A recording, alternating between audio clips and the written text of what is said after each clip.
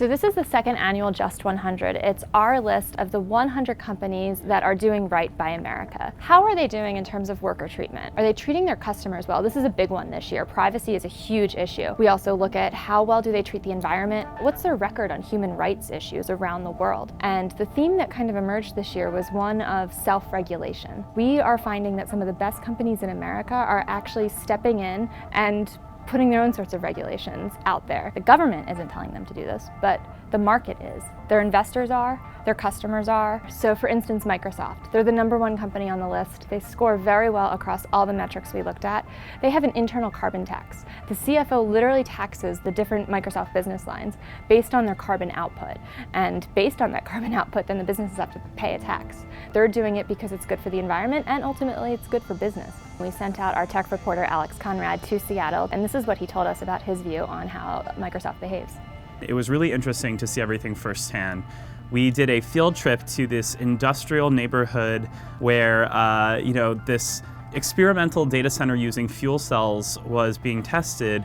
There's no Microsoft signage. It's this dingy street with an HVAC, air conditioning company in front. And then we walked through a basketball court of this HVAC company, which is a Microsoft partner, and get to this kind of nondescript building and walk in, and all of a sudden you see this bright white, kind of spacey racks of servers with these big gray boxes on top. And those boxes were fuel cells. They can use the fuel cell on top of the server rack to power all of a data center's operations. You don't need the transistors, the substation, think all those electrical cables. All of that takes a lot of energy and a lot of cost. And so what Microsoft's doing is basically cutting out all that middle stuff and just having these fuel cells right there.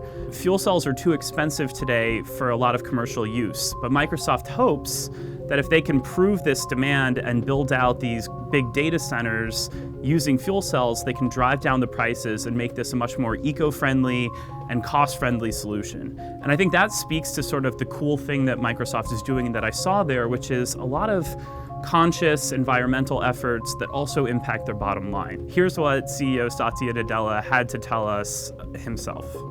Environmental thing has always been a priority, but now it's sort of as builders of big data centers, it's a very core priority for us. We are going to basically be carbon neutral in all of our energy consumption. So I would say it's a much more of an existential priority for us because we're a large consumer of power. You got to take where the world is, what are some of the challenges of the world, and then figure out, is your business interest really helping the world solve some of its pressing challenges?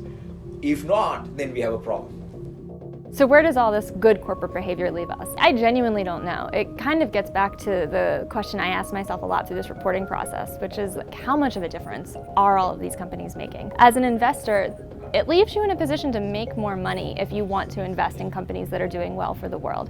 The Just 100 returned 7.5% over an almost year period, compared to the S&P 500's 3.6%. And Microsoft over that period returned almost 30%. I think the investment case actually also expands your options as a consumer. Tom's and Patagonia are very famous examples of companies that have a clear social mission and that are very popular, especially with millennial consumers, because increasingly companies are communicating the ways in which they're trying to be good to the world.